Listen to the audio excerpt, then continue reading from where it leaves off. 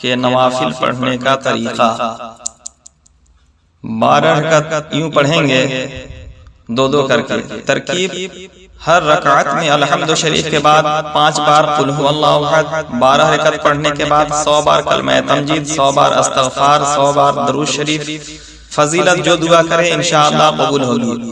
پھر 6 رکعت دو دو کر کے۔ ترکیب: ہر رکعت میں الحمد شریف کے بعد 7 بار قل هو اللہ احد پڑھے، 6 رکعت پڑھنے کے بعد 50 بار درود شریف پڑھے۔